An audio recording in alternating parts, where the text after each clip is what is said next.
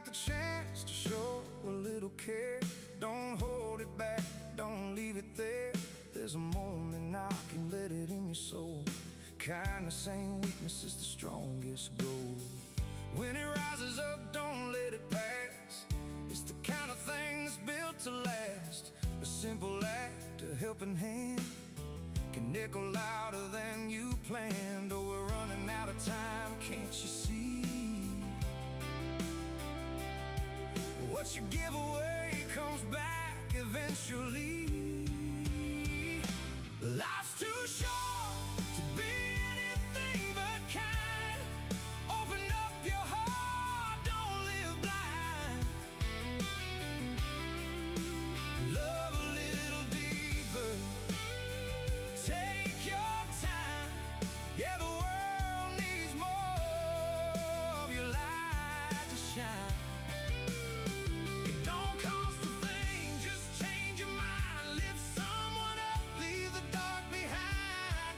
If you're searching for a sign, this is it tonight.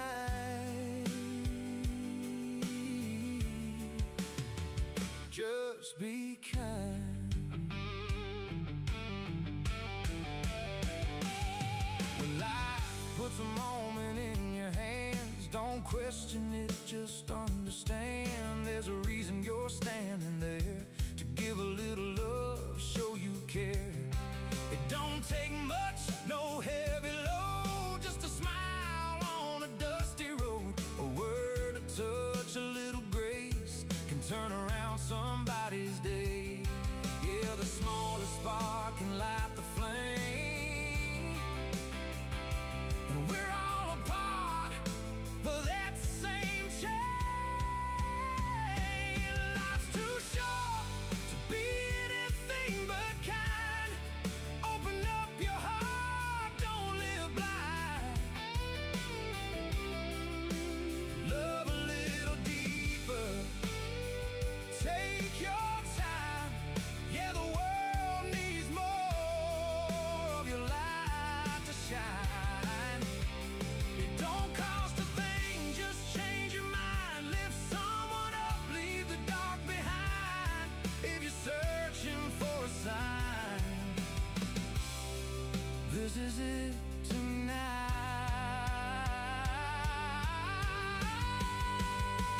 Just be kind. If you got nothing good to say, just let it go.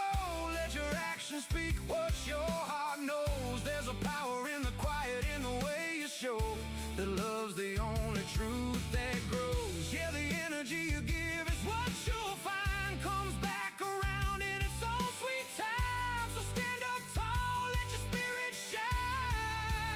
Leave a little kindness behind.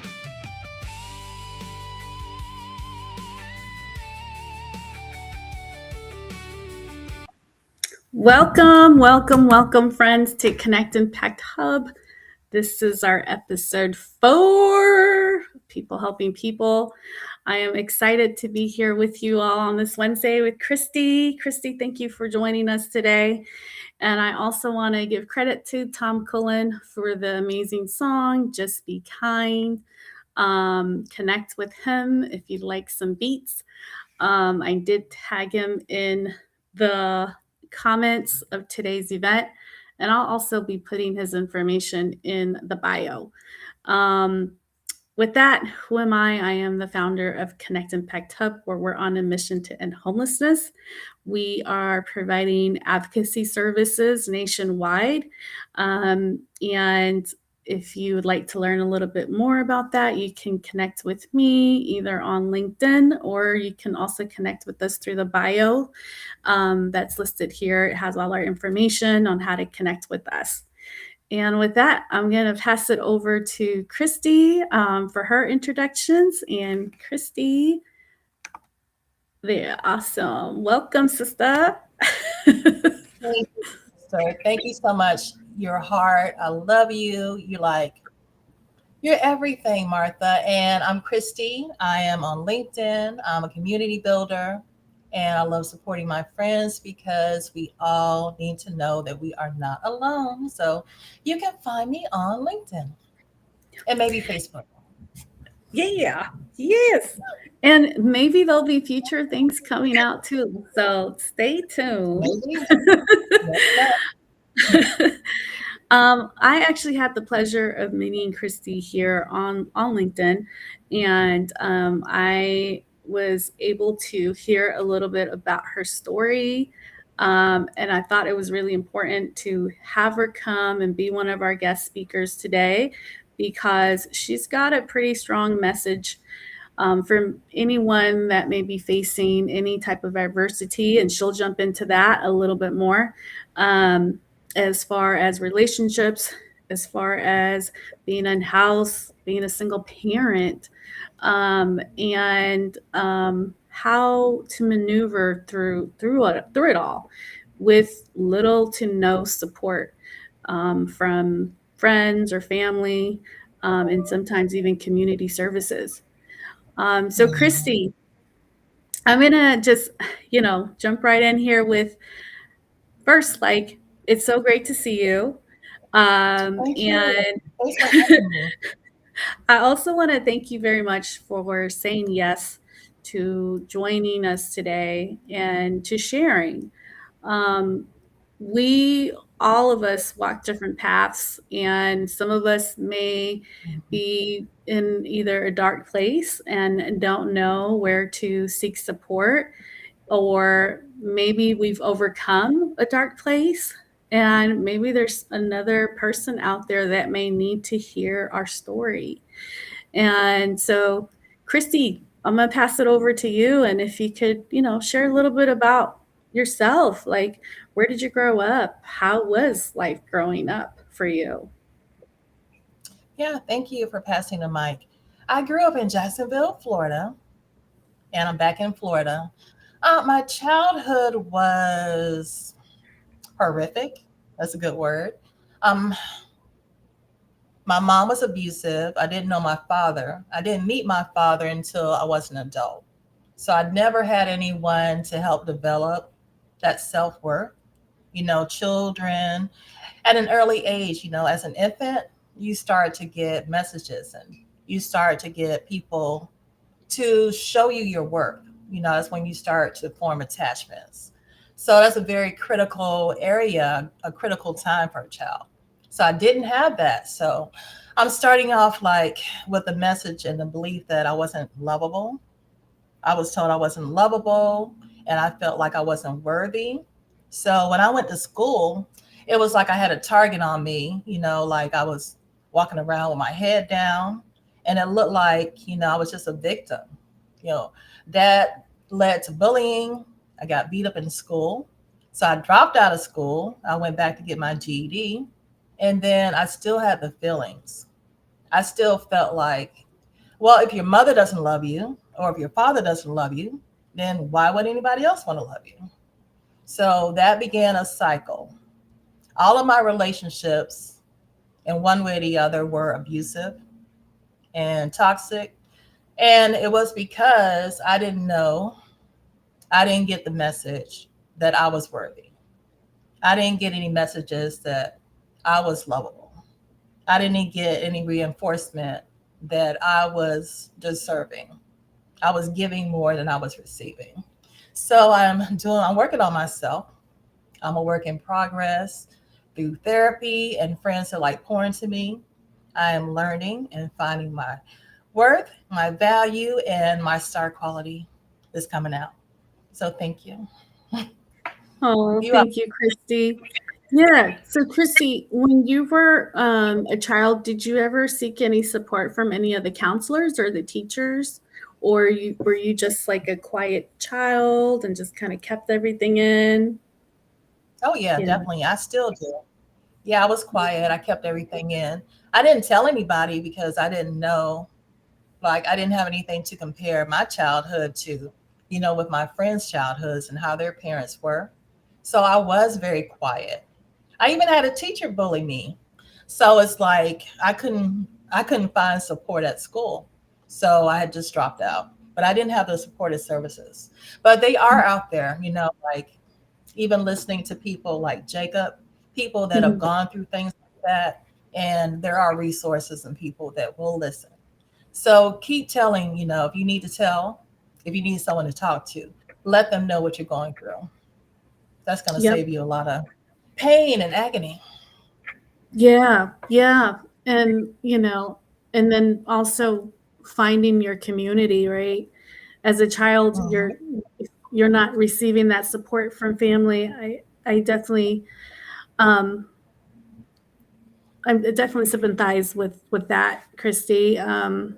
Teachers not stepping up and supporting their students and checking in on them to see how are they, how's everything going at home. The importance of that. Right, there's a reason why Um, children act up.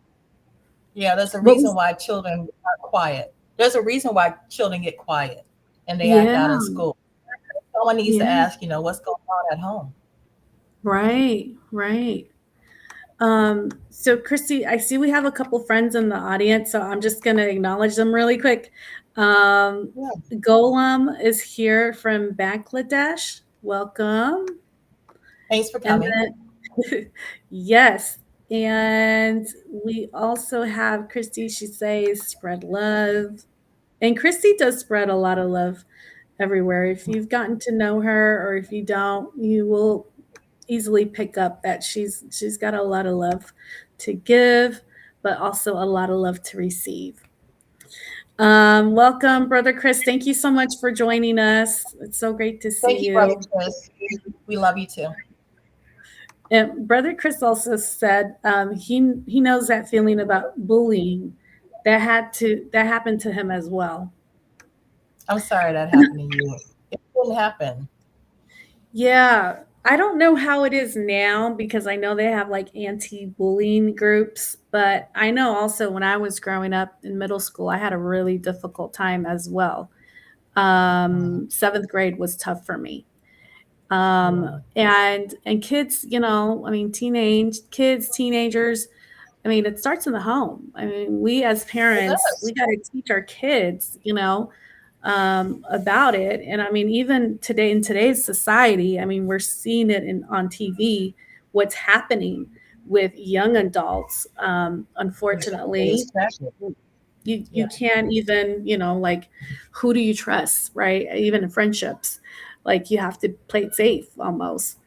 So Kristi, That's as why we're I love jumping into, yeah, I'm sorry, I missed what you said. What was that? no, that's why I love your message to please be kind. Yeah, Just be yeah, kind. If you don't have anything to say, don't say anything. But if you can't be kind, then just, right, right. shush your mouth. Exactly. I was thinking too, as you were saying that, is also when you're in the car driving and just be kind, you don't have to be an angry driver. No, Just be kind. exactly. Um, um, all right. So now we're going to move over to your youth, your teenage years. Okay. So were you in Jacksonville from childhood all up until adulthood, or did you move? Um, okay. So where were you during your youth as a In my teenager? youth, I was in Jacksonville. I was in Jacksonville until I was 20-ish. Then I moved away. It was rough, still trying to find my people. My best friend, even I had a best friend relationship. You have that best friend, but it's a toxic friendship. So it's not really feeling into you. It's like actually depleting you and like undermining your confidence at the same time. So it took me a long time to realize what was going on there. But I was in Jacksonville until I moved to Ohio in my 20s. And like that was the best time of my life. I was so happy to be away. It's almost like I ran away from like all the pain and the Hmm. problems in Jacksonville. And I just created like a new version of myself. And I liked the version of myself. I was confident. I had a great job. I was so happy there for a long time. I had my son in Ohio, and then he was thriving. He was happy. Mama was happy. I had a great job. I had great friends, a lot of fun. I lived in Cleveland, Ohio. And then, of course, most people are just like one paycheck away from being evicted. Mhm. So unfortunately, I lost that job. So when I lost that job, I quickly lost my housing. So he was small and we were just like really out on the streets, literally. At first, I had a car and then we lived in the car and it wasn't safe. I never felt safe. So I would stay up and just watch over him to make sure, nothing happened to him and no one came up on us. And it was rough. And then we had the car until my ex at the time and my ex best friend. So the people were to get the car. So they came and repossessed the car. So then we were just out on the streets. So we were out on the streets there in What what Ohio. what year was this, Kristi? He is 26. He was about 5. That was like decades ago. Okay. And then during that time, did you seek any shelters, or was your preference just to stay away from the shelters? I didn't even know where to start. I probably could have looked. I really didn't know where to start to find the resources. I didn't Mm, know. Yeah, I didn't really know the city. There's some parts of the city, like in Cleveland, that you really don't want to go to. mhm. So I was afraid. Yeah, I was definitely afraid. And I kind of became a victim. It's like I met a few people that would say, yeah, sure, you can come in. I'll take you in. But usually it's a man. And usually that leads to them wanting to prey upon a woman in that situation. So I would have to leave there too.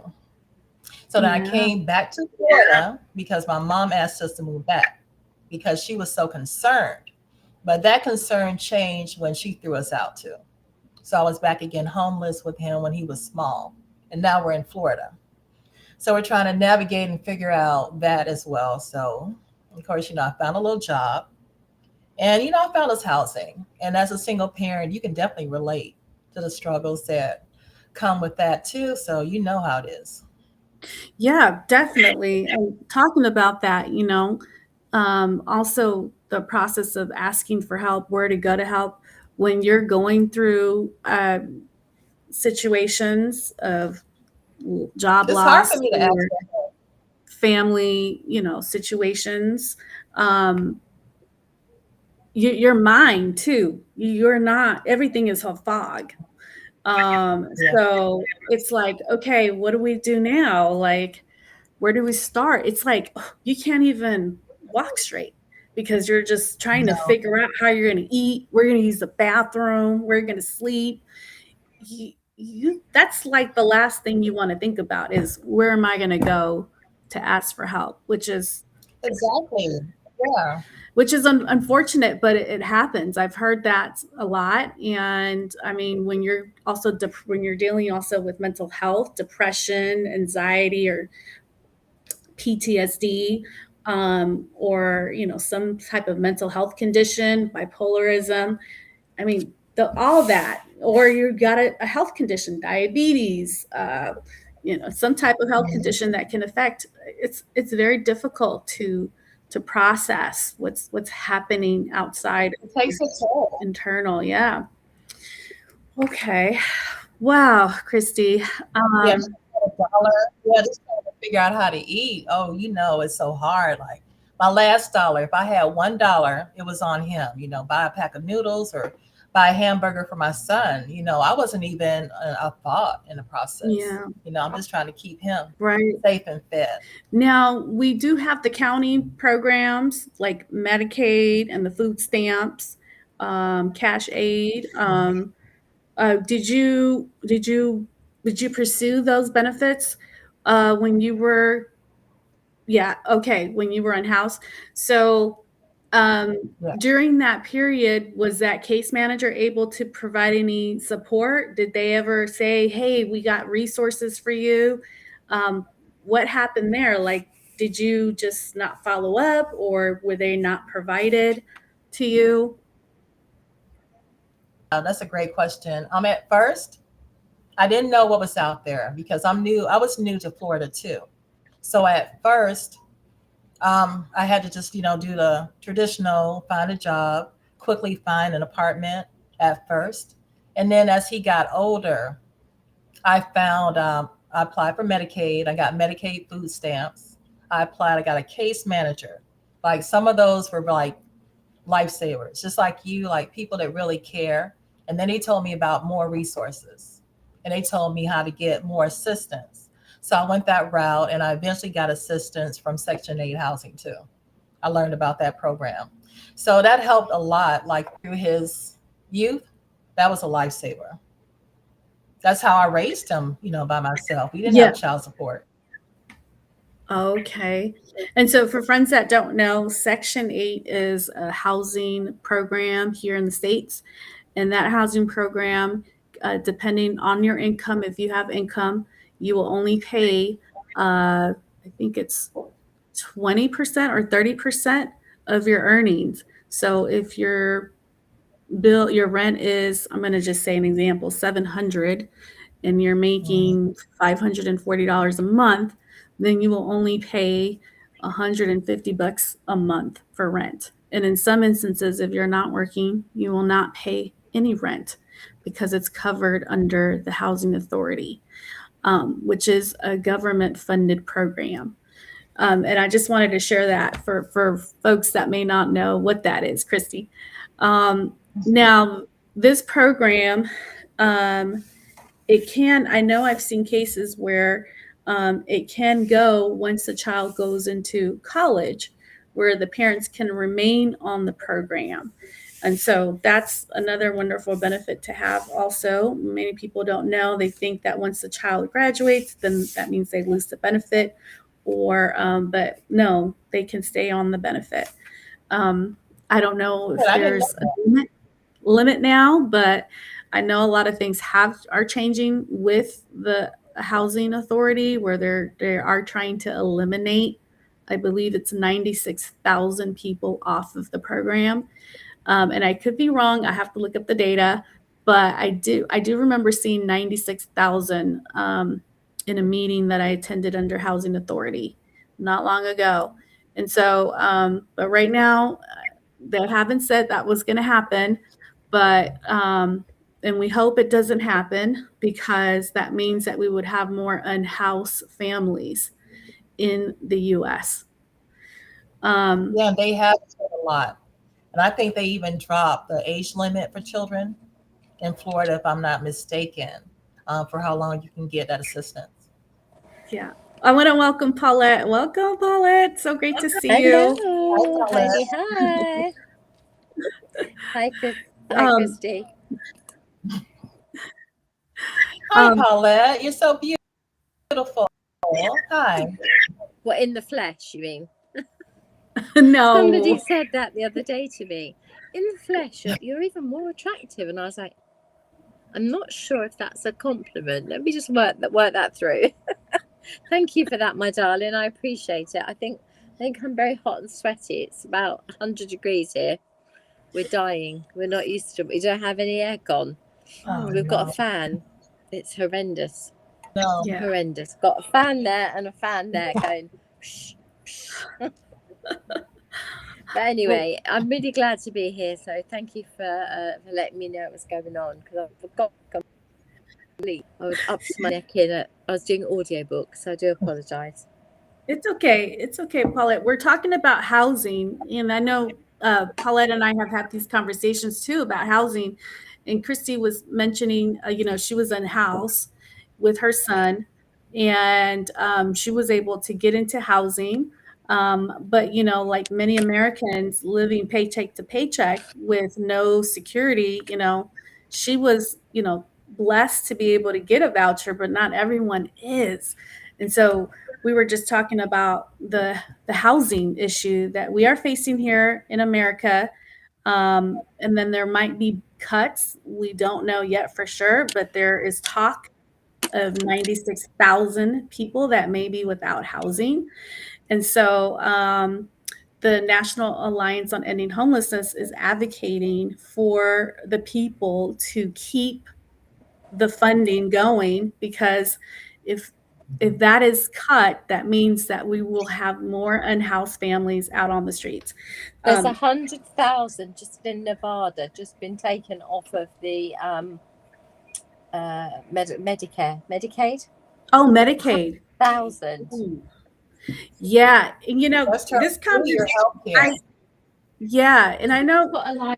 1 minute. yeah, Kristi and I actually, for friends that don't know, Kristi and I had a conversation, and Kristi actually inspired me to look a little bit more deeper into finding out the benefits that Florida offers. And I found out that Florida does not offer disability benefits. So, for example, if you're on the job and you get sick, Florida will not cover, your employer will not cover you, or they pay into disability. They won't cover while you're sick. So you'll have to figure out how you're going to get an income. In the state of California, in New York, and there's even Puerto Rico, and there was other states that I put some data. I did an article on it that do offer the disability benefits. And so now it totally makes sense why we have so many people that are coming to California, that are going to New York, because they're offering more benefits. They're on the move. They're getting food stamps, they're getting cash aid, they're getting disability benefits, they're getting health insurance. And so by you sharing that, Paulette, I didn't even know Nevada was doing that. We should be concerned as a state, because that means that we may see more people coming into the state to get benefits. There's another thing that I want to bring to your attention, because I've been talking to, I had some friends over from Texas. Charles's best friend from university, and he lived with him afterwards. And Tara's from Texas, so then he moved to Texas. And we had a very long conversation. And she said to me, and she made a really valid point. She said, so many companies have gone to working from home, right? She said there are so many empty office buildings. They've all got washrooms, they've all got showers, they've all got aircon. They're massive, great buildings, floors and floors and floors of empty space. Why don't they just convert those into like flats? Whether they're studio or 1-bedroom flats, it would be so easy, because the water's there, the aircon's there, the heating's there, the electric's there, the bathrooms and toilet facilities are there. It's not like you're starting from a carcass and building up. You've got it all there.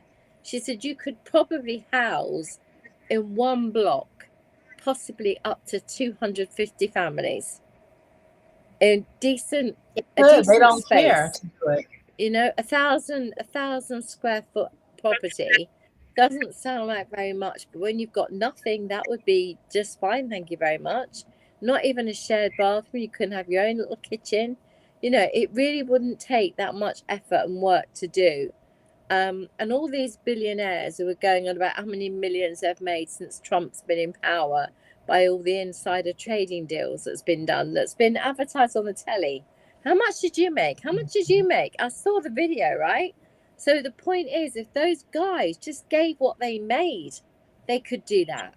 They could fix the problem overnight, because there's so many buildings that are empty. And these, they don't want squatters.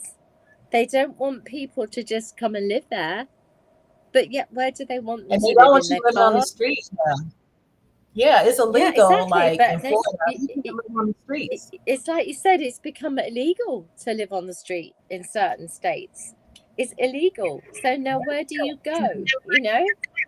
I was having quite a heated conversation, because I find the whole thing baffling, because we treat our dogs in our country better than your country treat human beings. Yep. And if there's a stray dog on the street, we go get it, we bring it in, we take it to the doctors, the vets, we get it fixed up, we find out where it could go, we take it to a nice centre where it could be rehomed and rehoused or found, or if it's got a chip in it, they'll let the people know if it's lost, whatever. But the point I'm making is, we love our animals, but what happened to humans? What happened to humans? And I get, you can hear by my voice, I get so emotional, because I can't bear to think of people like living in their cars with their families.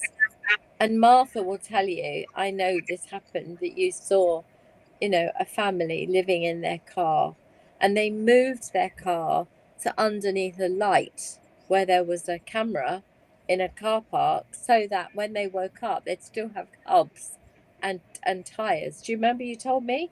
Because they were Yeah. waking up, they'd find their cars, they'd stolen the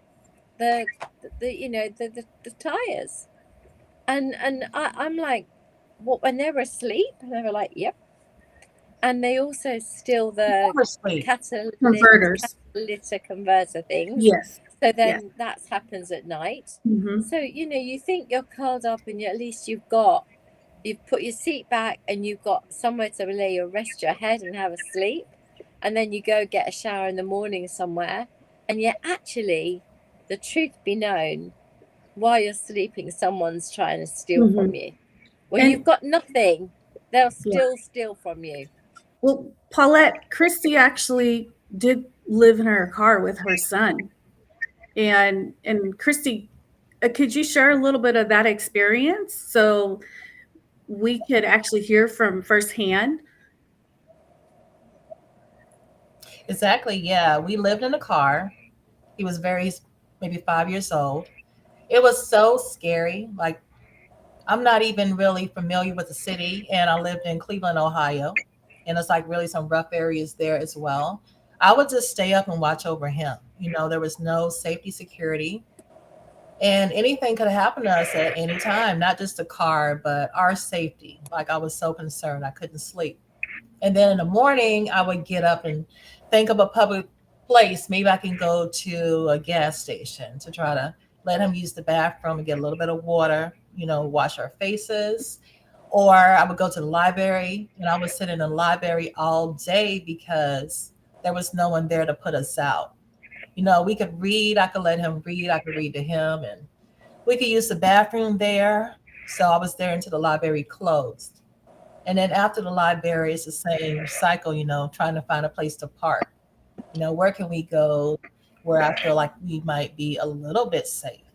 And then eventually we lost the car. So all that went out the window. And we were just like literally on the streets. And it was something like the movie, The Pursuit of Happiness, where in that movie, Will Smith and his son were in the bathroom or someplace, and he would just stay up and stand guard and watch the door to try to hopefully prevent anybody from coming in and just protect his son.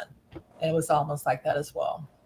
So people shouldn't have to go through that, but like we get hardened. You see so many people that are homeless on the streets. If it wasn't for Martha and you like bringing attention to it, we can't even think of a way, how can we help? Because that could one paycheck away. And I'm not even getting a paycheck One now. paycheck. So it's no paycheck, but one paycheck is all it takes. Mm-hmm. Now, I do wanted to share, because I've been sharing on Instagram, for friends that don't know, there are programs you can apply to if you are in house to move out of state. There are housing opportunities. They'll put you on a wait list. There's lotteries, which I think is amazing, but unfortunately for some that have been on wait lists for housing for years, it's not amazing. But for those that are just becoming unhoused and you're looking for housing, you can apply for housing in different states. As a matter of fact, you can put your name on multiple lists in different counties and different states for you to get housed. And then if you need help with transportation to how to get to that location, connect with your city. Here in California, there's several locations that are offering transportation, either flight or train, to get you from one city to another city as long as you have a place to go to. So that's something that, if you need support in finding those resources, reach out to ConnectImpact Hub. We'd be happy to locate those resources. And so I also wanted to touch base because this is, oh my gosh, Kristi. There's a sensitive topic, and I do want to make you aware, if you're listening, that we do need to touch base on. And that has to do with relationships. And you can say toxic relationships, domestic violence, And I'm going to pass it over to Kristi to just share a little bit about her experience in that and how it did affect her overall. But now where she is now today is a lot different from where she was then, but we hope that we can bring some light to that. So Kristi, I'm going to pass it over to you. Thank you. And I appreciate you doing that, because I think that when you come out of something, not that my life is perfect or whatever, but if you come out of something, it's like a responsibility to share, because I didn't know. I wished I had someone that can tell me maybe some signs that, my relationships were so unhealthy. It started with, if you don't have worth, if you don't have self-worth, you don't know how to love yourself. People say, well, love yourself first. But I had no idea how to do that. I didn't even know what it meant, because I didn't have a worth. I didn't feel I had a value. And then the men would just reinforce that I was not lovable. I didn't have worth. And then all of their needs became like first priorities to me. So if you don't have a worth, then a person can tear you down, and you don't think there's anything different, like, or abusive about it, because I've heard it all my life. I had an ex tell me, look at you and look at me. I'm the prize. He would tell me I'm unlovable. I cannot be loved. And I believed it, because that's what I had been told at home. I wasn't loved, and it seemed normal to hear those kind of things about myself. So the work that I did on myself through therapy, and I'm still working on it, taught me that just being created by God, just being here on earth, we have value, we have a work that He put in it. We have a gift. So in order to share that gift, we have to realize that no matter what anyone says or thinks or does to us, we still have a work that is like so precious. So I'm learning that the love myself is to find the worth, to know that no matter who is not there, or no matter what they say to me, that I am worthy. I do not deserve any abuse. I do not deserve mistreatment. I do not deserve to be hit. And I will not put myself in situations where that happens again, because I know I have a worth that came from God that cannot be taken away. It's beautiful. It's really beautiful. And from a therapist's perspective, when you talk about worth, I'm just got my counselor hat on now, because I you know how I jump from whoever I am to whoever I am. But if I put my therapist hat on and you're now sitting in front of me, I go, oh yeah, tick, she's sorted. And that the reason I say that is because when you suddenly can look in the mirror and go, you did it, girl. You got out, you got safe, and you now have given your son a safe home. And you may not be perfect, and it may not be everything you want, and the garden isn't full of roses. But you know what? At the end of the day, look where you were to where you are now. And would you ever go back there? No, you wouldn't. And that means that you've kind of built a brick wall against that kind of abuse or hatred or hurt. And that brick wall is a boundary. That boundary is solid. It goes deep. And the reason it does that is because you've got belief. Okay? That wall is not just built by you. It's not just built by you. That wall is built by your relationship with God. And that wall is built by the relationship that you have with yourself now. And I am Kristi, and I am a survivor. I am a survivor, right? And there's this saying, oh, victor and victim start with the same thing. Which one are you going to end up? No. You were always the victor, because you recognized what being a victim was. Other people might have looked at your world and gone, what's her complaint? What's she got to worry about? What's she moaning about? She's got a good life. Because they don't know what goes on behind that door, right? And when people make judgment without looking behind the door, that means that you're left looking like, is it me? Am I mad? Am I imagining this behavior? Does he only do it when it's just us? Does he pretend to be nice to me in front of people? And you question everything, right? Am I right?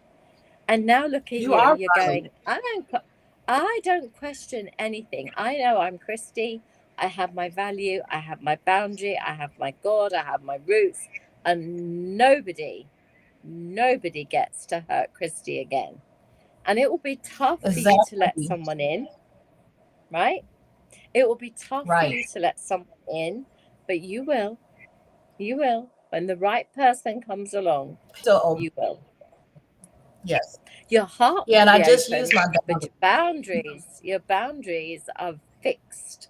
And that's really what I'm talking about. And when you talk about what Martha's just said, why are so many, I'm going to say something I probably shouldn't say, but hey, listen, let's get into trouble. Why are there so many veterans homeless? Shall I tell you why? Because they've never been given the therapy they need. They've never been given the counseling they need to find their worth, to find themselves when they've come back.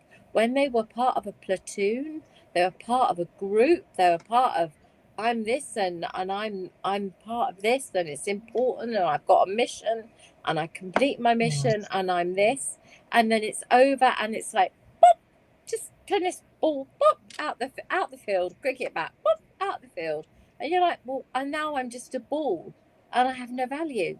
I've got no worth. I can't do anything, and now my family don't want me. They've managed without me, and then suddenly the wife says, "Sorry, I don't love you anymore. You're not part of this family anymore. You don't fit in because we've just got on without you for the last 2 years." And guess what? He's on the streets. And Martha will back me up on this, those veterans that are on the streets, they're the ones that are looking after the youngsters. They're the ones that are like this. They're constantly looking around because the CPTSD and PTSD, they're making them on hyper vigilant, and they're looking and they're checking and they're making sure that their team are okay. And that is just so bloody sad. Do you It is. understand? No veteran. Martha, it's true, Yeah, right? no veteran should be homeless. It's horrendous. And it should never be allowed, right? How can we No. say thank you for your service, sir? Oh, by the way, you're homeless. Enjoy. It's shit out there, but you'll have a great With time. no support. Yeah. Exactly. Yeah, Well, no support. well, Back to you, Martha. Makes sense. yeah. So the unhoused community, they do have their own. They do create their communities where they do look out after each other. They make sure they're sharing their food, but they also have like cliques. Like we do out in the real world, like in the employers, for example, where there's cliques, and but I wanted to share something really quick. Before I do that, I wanted to just welcome Linda Meyer, who's here with us today. And also, I seen Hi, Linda. Melanie. For some reason, I see her comment on LinkedIn, but I don't see it here in the chat. But I do see you, sister. I think Hi, lovely Mel. for being here. I also see Vienna Grover, who said, "Spread peace and love." Thank you, Vienna, for being here. And and Golem says, "Nice to see you." So I wanted to share what happened this weekend. I went to San Francisco for 4th of July, and I was in the downtown area at night. Probably not ideal to be there at night, but I got to witness firsthand. They do have shelters, but clearly there's not enough shelters. And in the past, I've shared that I've seen more men than women out on the streets. Well, in downtown San Francisco, I actually witnessed many young women out on the streets. And there's no discrimination to in-house. And there's also no discrimination to mental health, to addictions. It could happen to anyone. And I mean, I've seen people in wheelchairs, some with missing limbs. Elderlies are now, obviously, we're going to start even seeing more of them. Not They in mess the with the cities. pensions. If they mess with the pensions, Yeah. absolutely. Yeah. So there's a lot happening in the world, and more conversations out loud, but of course the actions is what we need more of. And so that's why I'm sharing, and I'll be creating something to share online so that you can share with anybody you'd like a little cheat sheet on how to go about applying for housing in different states, so that you can share it with your community, because that is the need. But I also want people to think, because I know I've come across many people where they say, no, I want to stay in the area, but it's not affordable here. There's no housing here. So are you going to stay in your car for the next 10 years until something comes up? Or maybe take a chance and leave somewhere else where there may be greater opportunities. So I always like to encourage people to think outside the box. What else is available for me? Maybe it's not happening here for a reason. Let's look and see what else is available. I mean, look at Kristi. Kristi's a perfect example. She left her home state and moved to a different state. And, we're all work in progress, even me, Kristi, okay? I'm a work in progress too. Me too. And we're Of always going course, to be yeah. a work We in have to look at progress. the job market. Yeah. Yeah, we have to But look at where the jobs are too. yeah, so I've been sharing some resources with a lot of my community outside of their states, so they can put their names on the list for housing, and then if there's job opportunities, I'm sending job opportunities in my area because I'm familiar with the healthcare system here, and so I'm even sending them the recruiter's name. Hey, if you see something that you like, reach out, and they may even pay for your to go to that state. You never know unless you try. So just have an open mind. Maybe where you're at is not the place you need to be. Maybe you need to move. Um, any thoughts, But Kristi? there's something else, just very quickly on that one. Yes. Whenever I got that, it's great having a fan, but I feel like when those film stars with all the hair blowing in the face, I just want to say that Now you're the cat. Kristi, you've got the my cat, cat. I've got the Yeah, hair. that's We're my having So a great cute. time. So cute.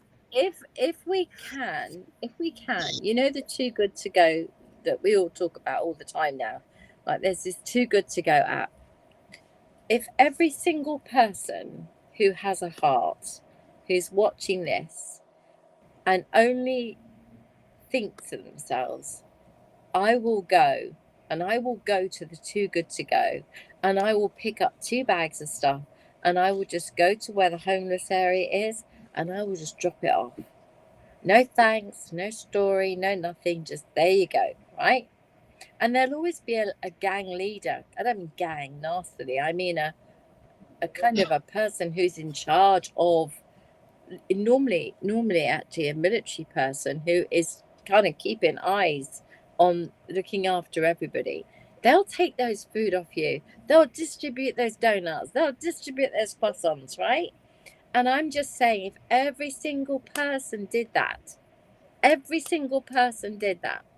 not only does it say to the homeless, you are seen, and you are not forgotten. If you see people in a car and they're obviously staying in the car, they're staying in a car. When they're bloody parked up, that, right?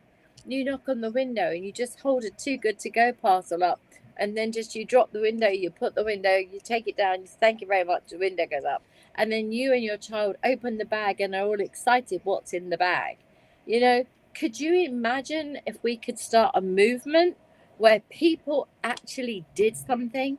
They actually didn't just watch, they took action. We can't build houses tomorrow. We can't magic homes out of nowhere. That's for the big guys to make those decisions. We're on little foot soldiers trying to do the best we can with a little bit of what we've got, right? But if we could just get those people to but we buy can do those it. too good to go parcels and just drop them off, Can you imagine how lovely?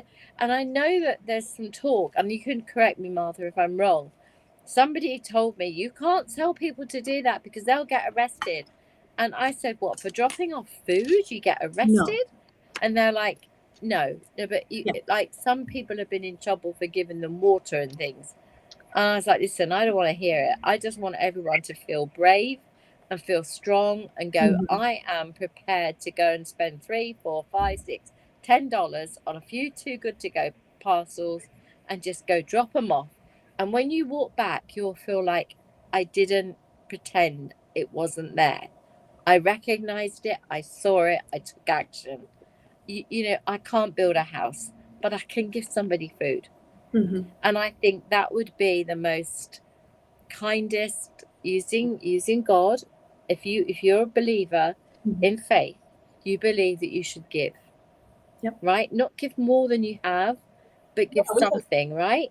And if you can give something, and a Too Good To Go, how much are they, Martha? $5, like $6? Yeah, like no more than $6.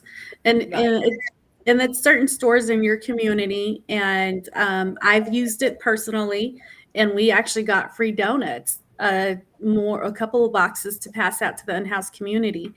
And that comment, Paulette, that you were told about, you know, they can get in trouble if they're passing out water. That is true. I did hear about that in downtown Houston, where they were passing out food and they were getting fines for doing that. So I did hear about that case. So what people do is they're in their cars and they're passing out sandwiches from their cars because they can just keep moving and they're not posted in one spot. And so, or if you're doing outreach, for example. Well, like Too Good To Go comes in usually in a brown bag, right? Right. So you just down the window, in you go, out you go. Exactly. Keep going. Yeah. Do something. Don't. I don't want to hear anyone. I'm getting all high horsey now. I don't want to hear anybody say they don't know. They don't see it. I can't see it. I can't see it. No, there's nothing here. Nothing to see. We know there is the biggest housing crisis in the US ever. Yeah. We know there are more unhoused people ever. Right. We know there are more unhoused children ever. So let's take action and we can't build houses. We can't do the things we'd like to do, but we can damn well drop off a sandwich. And if you feel that you can't even do that, then you must look in the mirror and deal with yourself. Because you, as Kristi said, you're one paycheck away. Don't think you're so good that you don't need to do that, because you're one paycheck away from being in that position. Now, I do have, it's okay. I do have another question for Kristi. Kristi, I do have another question for you, and I'm going to speak to from my personal experience as a kid growing up in a low-income household with a single parent, growing up, you know, below poverty level, and you know, receiving food from Salvation Army, and how good it felt to receive that food, and how appreciative we were as kids. During your time of being unhoused, did you ever get any support from people that were maybe bypassing you and your child on the streets, or you know, you stopped at a food pantry?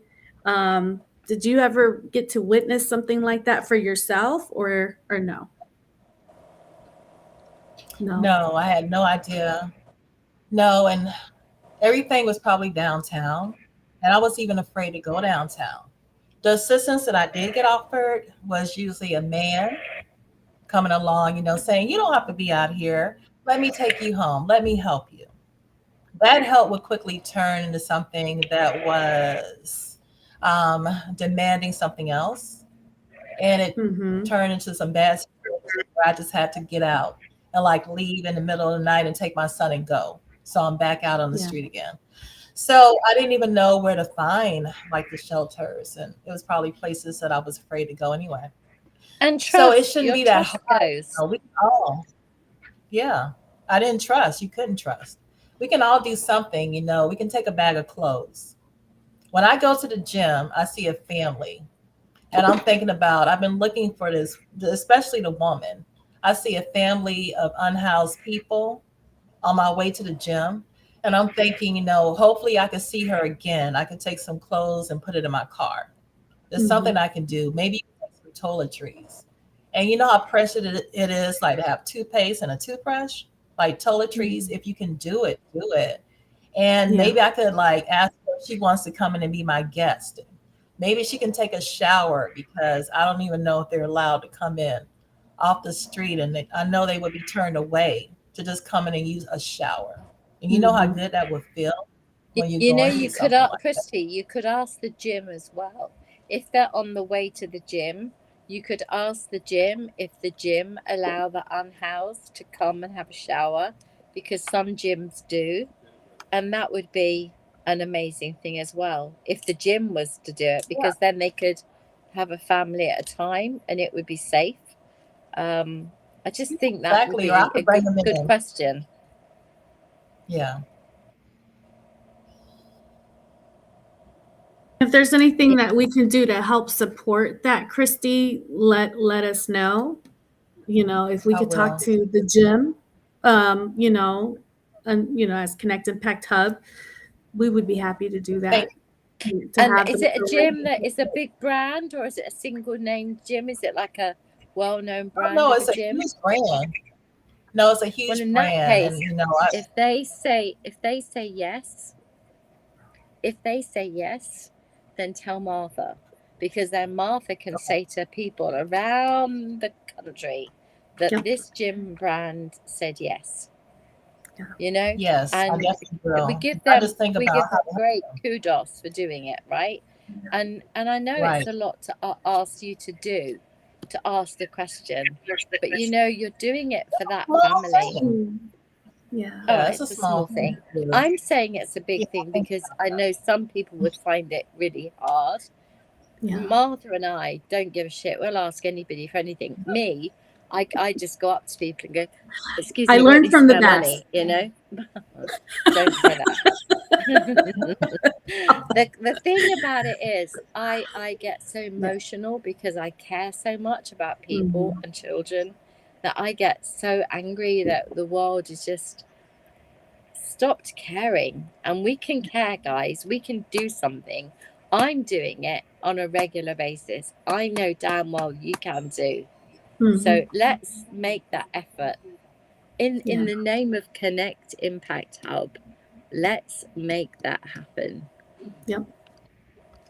Right. Definitely. We all need help. Yeah, we do. And I've invited Kristi to come and be part of Connect Impact Hub, and I hope the same Yay! because it would be an honor to have you be part of what we're doing, Kristi, just through your heart, your lived experience, and your compassion and empathy for people in general, and just your share about you seeing the family and you're thinking outside of like, what can I do to help them? Like that right there is a solution to something that can change someone's life just by them taking a shower. Just by taking a I shower, know. The stuff how we good take it for granted. feels. Yeah. That So, word. Do you remember that word you used about self-worth? Do you know how much self-worth that shower gives? And do you know what? When you get permission for them to do it, please God, you can actually give them the shower gel to use, and a little toiletry bag, and boom, you've just fixed a major issue. And if you fix it for one person, potentially Connect Impact Hub can fix it for many. So I love that idea, and I think that's about thinking outside the box. It's about you starting something, saying, what can I do for the family I see on the way to the gym? And me going, she said gym. Those people need a shower. You said invite them to your house for a shower. What about if the gym's safe? You know? And this is what we do. This is what Connect Impact Hub does. We sit, we talk, we work things out, we problem solve. We do. And I'm over the moon that you're here. I'm sorry I was late. I'm rubbish. But I was busy on the phone with a an issue. No, I'm coming. No, You came. I had a, as always, I don't ever say no. And I've been giving therapy to somebody who was in a bad way. And as a consequence, it's like they phone, I take the call, because Yeah. they're not on the ledge anymore, but they're not that far from the ledge. And so we have to keep going, come back, come back, you know. And Yeah. as soon as I'm not there, I'm like this. What do you call a dummy in the US? You know, when the babies that have a dummy. Oh, the Not a pacifier. dummy, you're carrying something. Passive. That's it. That's what I Yes. feel like. Yeah. Like she Yes. phones me. She Right. phones me, and I'm the pacifier. And then Yeah. she goes, "Okay, I can walk away. I can walk away from the ledge now because I've got my pacifier." And then I'm back on again. So, but listen, we're over time, But and I'm sorry we about are. And I wanted to welcome a couple more friends. Kenny came in. Thank you so much, Yay. Kenny, for coming. And Thank you, Kenny. Kristi shared the invites, and I've been reposting the invites. So if you missed it, I do apologize. But I'm going to get better. I promise. I'm going to get better. And then we also have someone else that just came in, Chris. He says he's on the road. Kenny invited him. Thank you, Kenny. I really, really sincerely appreciate you. Thank you, Kenny. This has been a good conversation overall. Kristi, you coming up, I would like to invite you to come back.